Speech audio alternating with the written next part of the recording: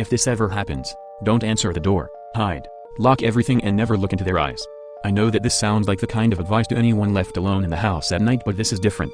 It started a week ago. I was in bed, it had just turned 1 o'clock. I was scrolling on my phone while my wife Steph was asleep.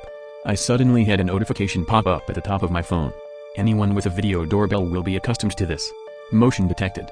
I normally ignore it as it was either a car coming down the road or a person stumbling back home after a night out. Then the doorbell chimed. The notification followed. There is a person at your front door. I opened the app. There sure enough was a young woman standing, clinging onto my door frame. I answered, "Hello, can I help you?" She came back immediately. "Please let me in, someone is chasing me." I told her to stay where she was and I would call the police. I heard her again. "Please let me in. He's going to hurt me, please hurry." At this point my wife woke up. She asked me what I was doing. As I put some clothes on ready to go downstairs, I said there was a woman at our door begging to come in as someone was chasing her. I was about to dial for the police when Steph opened the app. She said, "Babe, no one is there." We looked back on the motion history. Both notifications were logged. I opened the first one, nothing but our front porch. I proceeded to the other notification, where someone had pressed the doorbell. There was my front porch, shrouded in darkness, but this time we could hear only my voice. Of course there was no response to my questions. I thought to myself, was I going crazy? My wife said it was late. I must have been half asleep and my mind was playing tricks on me.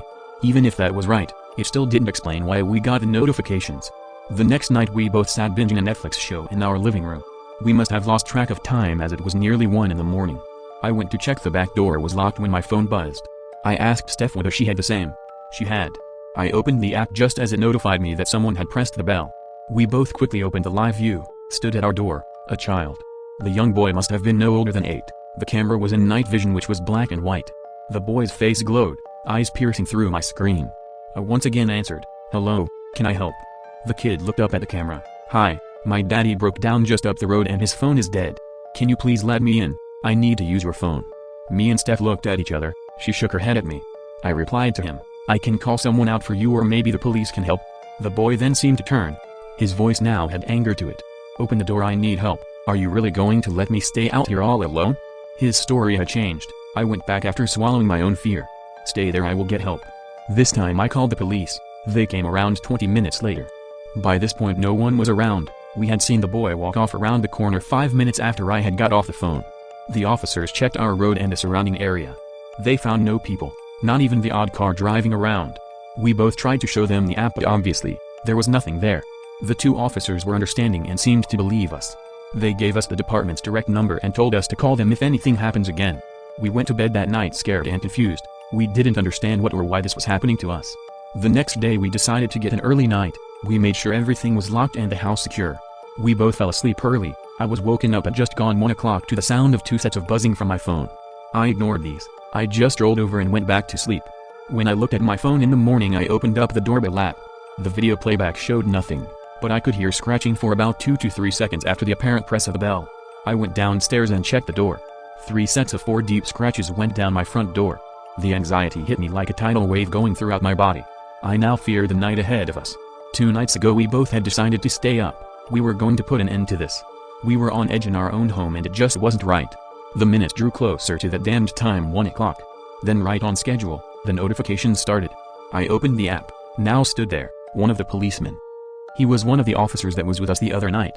I thought it was strange. It caught me off guard. Steph said that she will look out the window upstairs. We had both said earlier that one of us would look out the window to confirm if someone really was there. I answered the door. "Hello, officer. Can I help you?"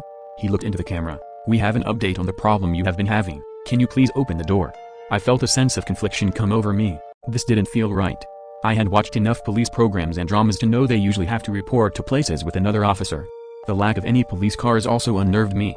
"Sorry, officer. I'm sure you can understand the reluctancy to open the door due to our situation." He snapped back. "It's fine. I am an officer of the law and instructing you to please open up. I need to come in and update you." Now I knew something was wrong. His whole demeanor was now completely different to when we spoke 2 nights ago. I watched as his head looked upwards. I heard my wife scream the words, "Oh my God." His eyes. What the fuck? I rushed up the stairs, my feet slipping as I ran. I saw Steph, but she looked petrified. She stared at me blankly and said, "You need to let him in. He will help us." I uttered back, struggling to catch my breath. "We can't. You know we can't." "What did you see? What was wrong with his eyes?" She tilted her head at me, her eyes began to roll upwards. "Let him in. Let him." In.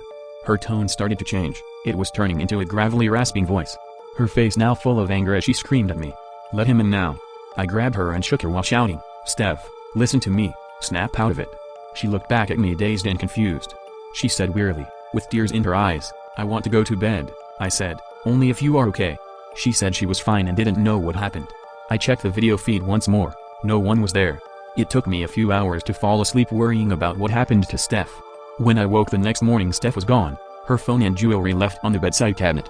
I went downstairs and searched for her but nothing, she wasn't in the house. I called the police department on the number I was given. I spoke to the partner of the policeman that was at my door. I told him everything that happened and that my wife had gone missing. They told me the officer that was stood at my door 8 hours earlier was on leave. He flew out on holiday yesterday morning, it couldn't have been him. In the hours ahead a search team was assembled and I joined them in searching the local area. There was no sign of her. It's now 11 p.m. I'm sitting alone in my living room, my head now full of fear and radiating pain. I just want my Steph home, I just want normality back. Here it comes 12:59. 3, 2, 1 o'clock, the notifications came through. I opened the app. Steph was at the front door. I was almost half expecting it. I said, where were you, honey? She looked into the camera. I was taken, but I escaped and I'm here now. Let me in and I will tell you all about it. I took a deep sigh. Okay, I will be there in a minute, babe. What can I do? She is my wife. I have nothing without her. I wrote all of this throughout this evening, hoping for some sort of closure, maybe even a happy ending to this horrible experience. I guess now it will just be a piece of evidence on what happened to us both. I need to go answer the door now. My wife is home.